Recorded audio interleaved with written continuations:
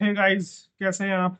तो आज हम अपना नेक्स्ट वीडियो पे मूव करते हैं रिएक्ट जेएस का, जो कि हम सेटअप करने वाले हैं अपनी मशीन में कि हम अपना मशीन के ऊपर में रिएक्ट जेएस को कैसे यूज कर सकते हैं। इसके लिए हमारे को कौन कौन से टूल की जरूरत पड़ेगी और हमारे को npm कैसे इंस्टॉल करना है।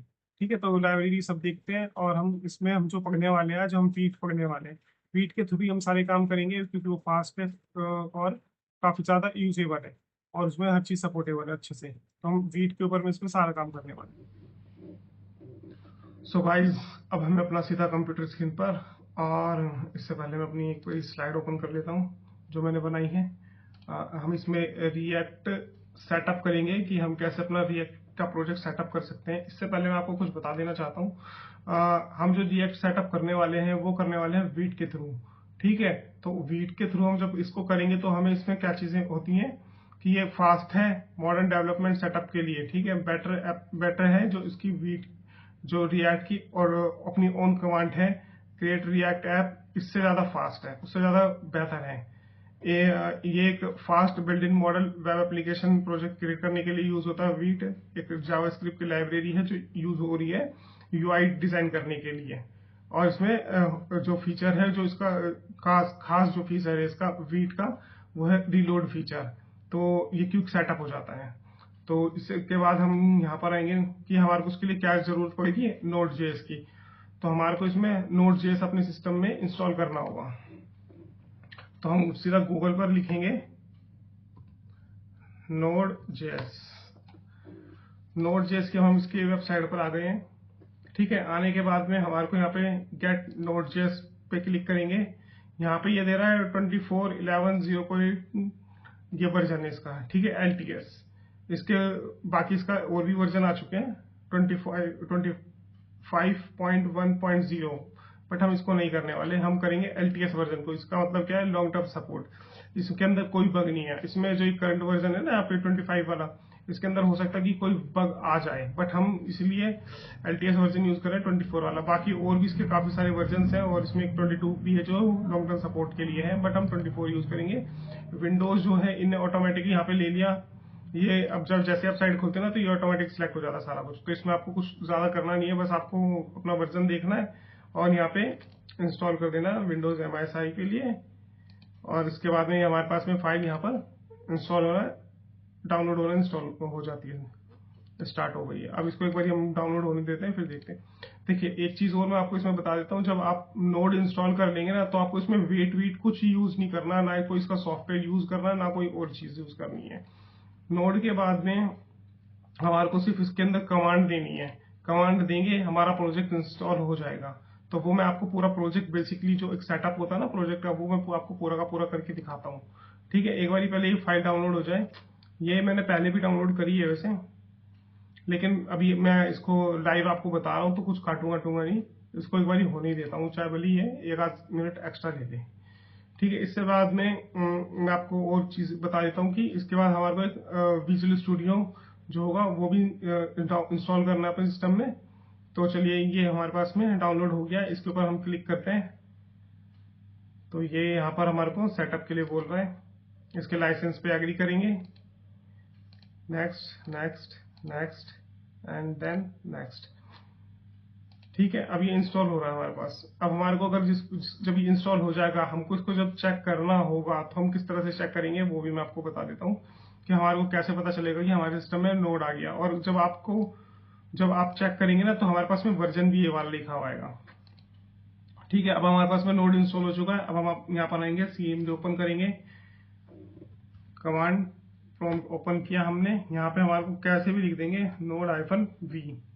तो इनने हमारे को क्या दे देगा, ये नोड का वर्जन दे देगा। कौन से वाला वर्जन दिया इनने, 24.11.0। ठीक है, अब इसके बाद में हमारे को एक चीज और चेक करनी है जिसका कहते हैं हम npm, नोड पैकेज मैनेजर।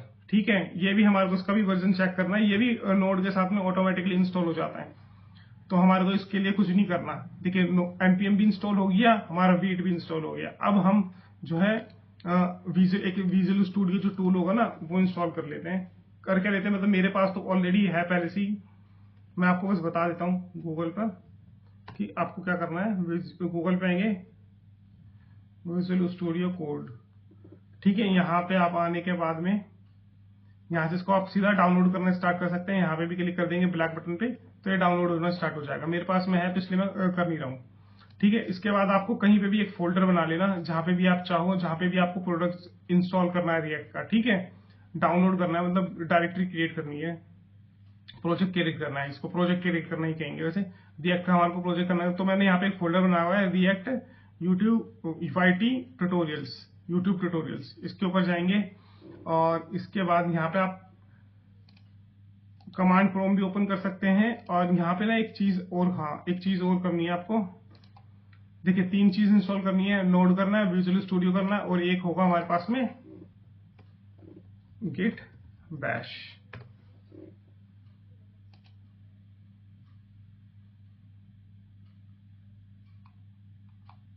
इसको यहाँ पर आप जाएंगे,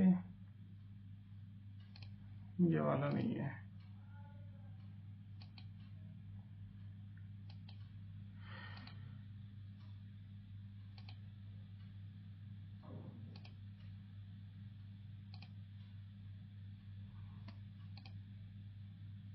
आपको ना एक गिट बैश करके भी एक डाउनलोड करना पड़ेगा। ठीक है, तो वो आप जब डाउनलोड कर लेंगे ना तो आपके पास में यहाँ पे क्या आएगा, गिट बैश ओपन। ठीक है, इस तरह से आप राइट क्लिक करेंगे, यहाँ से आप डाउनलोड करेंगे गिट को।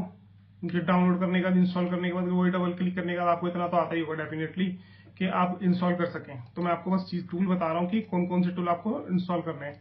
नोड करना है, विजुअल स्टूडियो और गिट। ठीक है, विंडोज के लिए करना है, यहाँ से आप डायरेक्ट इंस्टॉल कर सकते हैं, डाउनलोड करके इंस्टॉल करना है। ठीक है, उसके बाद में हमने जो ओपन किया हुआ था फोल्डर रिएक्ट यूट्यूब फोल्डर, उसके बाद आपको यहाँ पे गिट बैश ओपन करना है। ओपन करने के बाद हमारे को इसमें रिएक्ट का प्रोजेक्ट क्रिएट करना है। तो हमें क्या लिखना होगा, npm, ठीक है, क्रिएट वीट। ठीक है, अब हमने क्या लिखा है यहाँ पे, npm क्रिएट वीट लेटेस्ट। अब वीट जो हमारा है ना, जो नोड के साथ ऑटोमेटिक इंस्टॉल हुआ है, बस उसको हमारे को उसको कमांड देनी है और यहाँ पे हमारे को उसको लिख देना लेटेस्ट, क्योंकि हम एक न्यू प्रोजेक्ट बना रहे हैं तो इतनी कमांड देंगे। हालांकि इसके बाद में भी हम लिख सकते हैं हाइफन करके अपना प्रोजेक्ट का नाम, बट इसको हम बिल्कुल ही सिंपल लेके चल रहे हैं ताकि आपको इजीली समझ में आ जाए। इसको एंटर करेंगे, एंटर करने के बाद में ये यहाँ पर एग्जीक्यूट हो जाएगा और उसके बाद में हमसे पूछेगा उसका प्रोजेक्ट का नेम। तो मैं यहाँ पे दे देता हूँ रिएक्ट -1, रिएक्ट 1। अब हमारे पास यहाँ पे ना इन्हें फ्रेमवर्क दे दिए काफी सारे कि आप क्या इंस्टॉल करना चाहते हैं, डाउनलोड करना चाहते हैं। Vanilla, view, react, light, angular. अब हमारे को करना है इसमें रिएक्ट। रिएक्ट के बाद इसमें हमारे को जो टेम्पलेट चाहिए वो चाहिए होगा जावास्क्रिप्ट का। सिर्फ सिंपल जावास्क्रिप्ट रखनी है, सिंपल रिएक्ट कंपाइलर, ये SW ये कुछ नहीं करना, सिर्फ रिएक्ट तो डाउनलोड करना है। नो कर देंगे। ठीक है, अब हमारे पास में यहाँ पे देखिए इस फोल्डर के अंदर में हमारे पास रिएक्ट भी आ गया। ठीक है, अब इसके अंदर हमारे को एक कमांड और चलानी है। पहले हम इसके अंदर जाएंगे CD करके रिएक्ट -1। अब हम अपना इस फोल्डर में आ गए हैं। अब इस फोल्डर के अंदर हमारे को ना नोड के जितने भी मॉड्यूल्स हैं वो सारे के सारे इंस्टॉल करना है, तभी ये कमांड अच्छे से चल पाएगी, जब तभी हमारा प्रोजेक्ट अच्छे से काम करेगा। अगर मैं इसको डायरेक्ट चलाऊंगा ना, स्टार्ट कर दूंगा npm रन डेव करके, तो फिर ये प्रोजेक्ट चलेगा नहीं। ठीक है, तो उससे पहले हमारे को क्या करना है, एक हमारे को कमांड डालनी है। बस जो जो स्टेप मैं बता रहा हूँ वो आपको करते चलने हैं, इसके बाद आपको सारी चीजें ऑटोमेटिकली होती चली जाएंगी, कुछ भी एक्स्ट्रा नहीं करना। सिर्फ हमारे को इसमें करना है npm इंस्टॉल। ठीक है, अभी यहाँ पर ना नोड का जो मॉड्यूल का पैकेज है वो भी यहाँ पर नहीं है। जैसे ही हमारा ये npm कंप्लीट हो जाएगा, यहाँ पर हमारे पास में एक फोल्डर क्रिएट हो जाएगा नोड मॉड्यूल का, जिसकी हमारे को जरूरत होती है हमारे प्रोजेक्ट को रन करने के लिए। ठीक है, और ये आप पे डिपेंड करेगा कि आपके इंटरनेट पे, कि आपका इंटरनेट कैसा है। अगर आपका इंटरनेट की स्पीड अच्छी होगी तो जल्दी हो जाएगा, वरना तो ये काफी टाइम भी ले लेता है। देखिए अब हमारे पास में क्या है कि कितने पैकेज हुए हैं, 199 पैकेजेस हुए। ठीक है, 0 वनरेबिलिटी, कोई वनरेबिलिटी नहीं है। और हमारे पास में नोड का मॉड्यूल भी आ गया, मॉड्यूल जितने भी हमारे पास में सारे के सारे आ गए हैं। ठीक है, अब हमारे को अपने इस प्रोजेक्ट को देखना है, तो हम कैसे देखेंगे।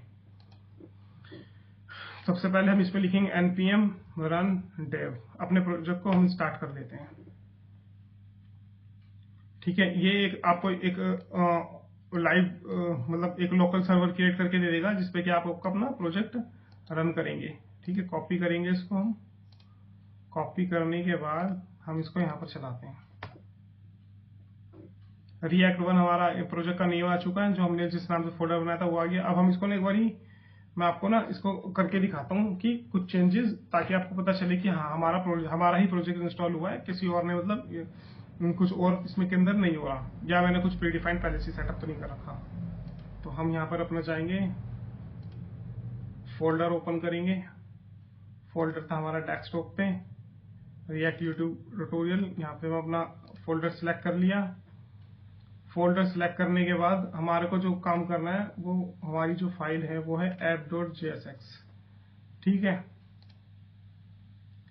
तो यहाँ पर मैं अभी क्या करता हूँ, मैं यहाँ से ना ये दोनों के दोनों लोगो हटा देता हूँ। तो ये हमारे यहाँ पर हैं दोनों के दोनों लोगोस, ये मैंने हटा दिए। इसको सेव करेंगे। सेव करने के बाद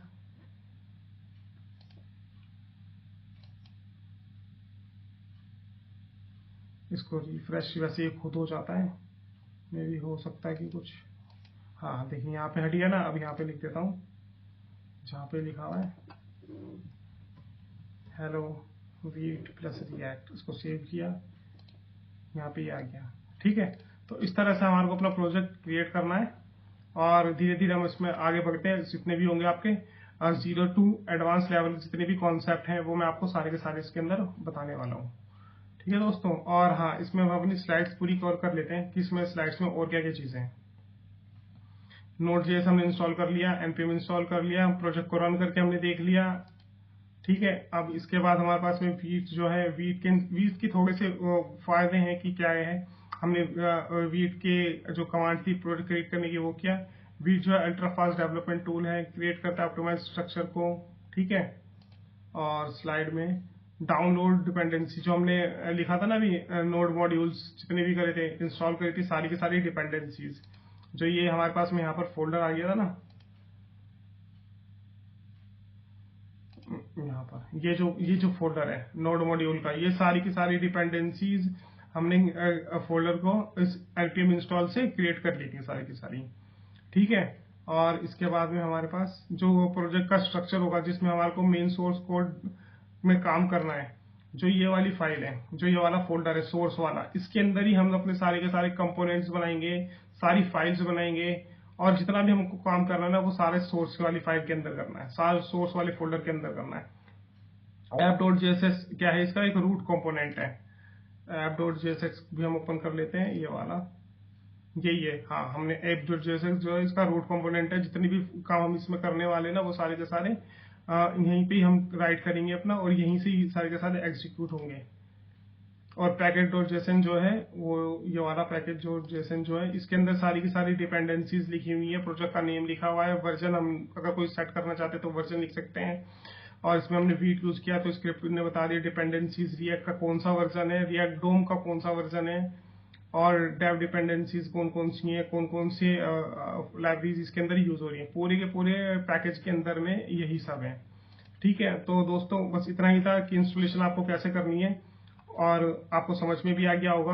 होप करता हूँ अगर कोई भी आपका सवाल है किसी भी चीज से रिलेटेड, तो आप पूछ सकते हैं मुझसे, मैसेज कर सकते हैं मेरे वीडियो के कमेंट सेक्शन में, और आप मेरे से पर्सनल भी, मेरा डिस्क्रिप्शन में नंबर होगा, उसमें भी आप मुझसे कांटेक्ट कर सकते हैं, तो मैं आपकी हेल्प करूंगा प्रोजेक्ट से रिलेटेड जो भी होगा। ठीक है दोस्तों, ओके, चलिए दोस्तों।